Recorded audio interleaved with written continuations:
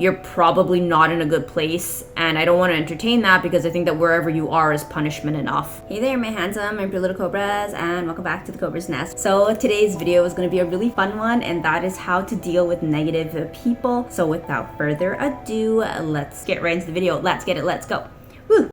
Okay, so coming in at number 1, they crave attention, both good and bad. They crave any attention, and that's something that has like really freed me. The first time I actually experienced this type of negative energy was from like a friend of a friend that I had all the way back in 2020. This guy was such a negative Nancy, so I just kind of want to put that disclaimer out there that like being a negative Nancy is not a woman thing. It's genderless. Like anyone can have a negative attitude. This guy, everything that I did, he had to criticize, and like he didn't even like himself. He would criticize me, he would criticize society, he would criticize himself, he would like do drugs to numb the pain, and everything was everyone else's fault but himself. And I was just like, whoa, this guy's really unwell. And that was my first time encountering on a more severe level somebody who's not happy with themselves. And there were plenty of times where he'd like text me or send me messages on WhatsApp, and most days he'd be fine, but on the days where he would like fall into like a dark spiral, this person would just be like message after message after message, like, why are you ignoring me? And through that experience, learned that sometimes people like that are dealing with like a hard time in their life, like they're going through the trenches, they crave attention because they can't stand to be alone in their own company, and any attention will do. At first, I always tried to be like polite to that person, and then once they started saying things that were just like not appropriate, and I didn't know how to deal with this, I would just like insult them back when they would insult me,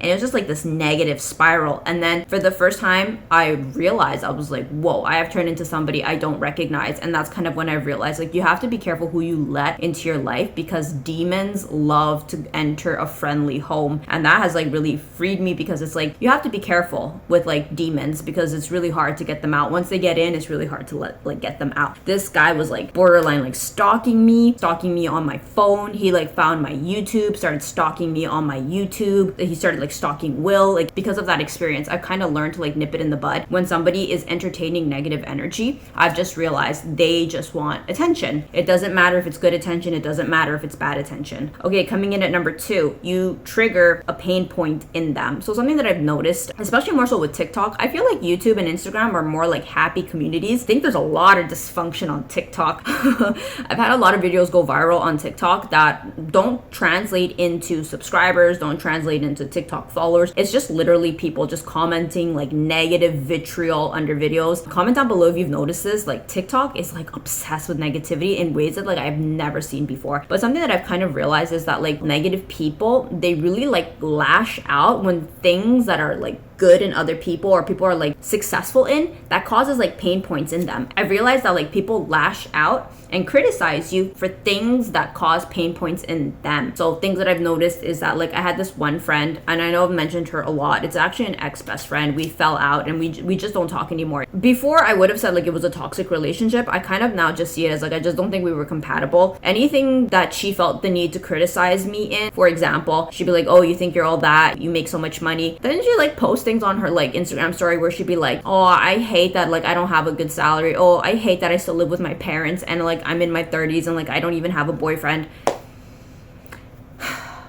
I've just kind of realized that like sometimes when people criticize you, unless you really are doing something wrong, it's maybe valid. But on the other hand, I've also kind of realized that sometimes it's just a pain point. They're just like not happy with their lives, which actually brings me to the next point. Point number 3 is something that I realized is that like you gotta understand, happy, successful, well-adjusted people are not leaving hateful comments on people's social media. And obviously people have gotten really comfortable to disrespect people on the internet. I feel like this is not as common a thing in real life, but you'd be surprised. Some people are pretty ballsy. They're not afraid to voice their negative opinions. The thing that has like really helped me with dealing with these kind of things is that like realizing that when people leave criticism or leave like mean or nasty or unwarranted comments, it's really coming from a place of like they're just not happy.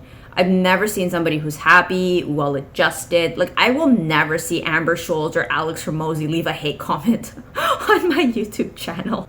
Like, that's never gonna happen. But scroll through their pages and you'll see comments where it's like, I unfollowed her, I just can't relate to her anymore. Or things under like Liz the Wizard stuff where it's like, oh, you're just a single mom, or like this or that. And it's just like, it's obvious that you're like not happy with yourself. Like why else? Like why else would you write that? Like if you were good and you were up, you would not be thinking about this. You have to be really unhappy with your life to go out and criticize someone. And the thing is, they don't want to criticize somebody lower than them. They want to criticize somebody who is above them. I really don't understand what's the logic. I've never been a bitter person like that. I've always looked at people who are successful with like happiness and inspiration and motivation and think like if it's possible for them, it's possible for me. But getting bitter and jealous is just like, I don't understand how they think that that's going to help them. So I think that a thing that's really helped me cope with like people leaving negativity on my page is kind of like, well, I think they're just punching up. And I'm not saying this to brag or sound arrogant. I'm really not. I think I think humbly of myself. I don't think I'm all that.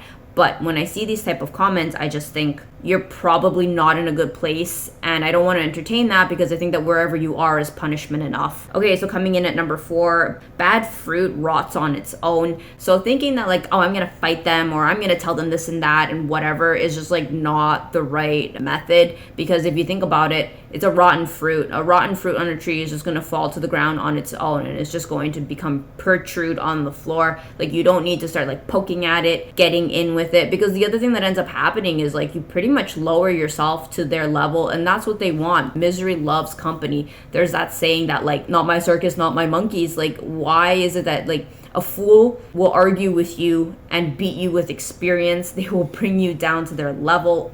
And I just think that all of that is just so valid. Like when I had that girl on my YouTube channel, she was leaving comments everywhere. She was leaving comments on a bunch of videos. She even went and tried to like hunt me down on like on my Instagram, sending me like private DMs. Her paragraphs were like this long and I just thought, you don't seem well, my friend. And like instead of like feeling angry or feeling like I needed to like interact with her or anything like that, like I just like left it because I was like, I genuinely felt a lot of pity and I felt a lot of compassion. I'm like, you must be going through it. And like I didn't even know who they were because they had changed their name on my like in their comments when they were commenting on my videos. But because they came and found me on Instagram, like I'm like, oh, I'm so honored. I did not know that I warranted that.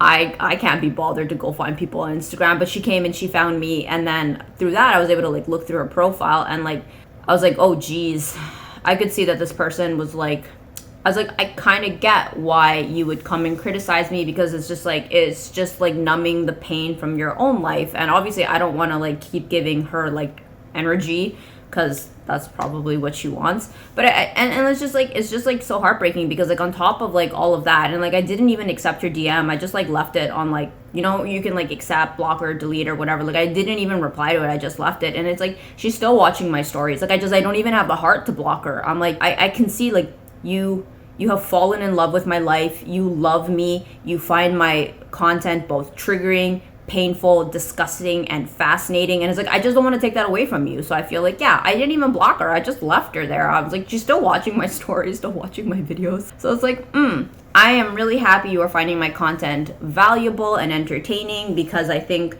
you really do need it. And so I think I have a lot of compassion for people where it's like the bad fruit is just going to rot on its own. They're already going through the trenches.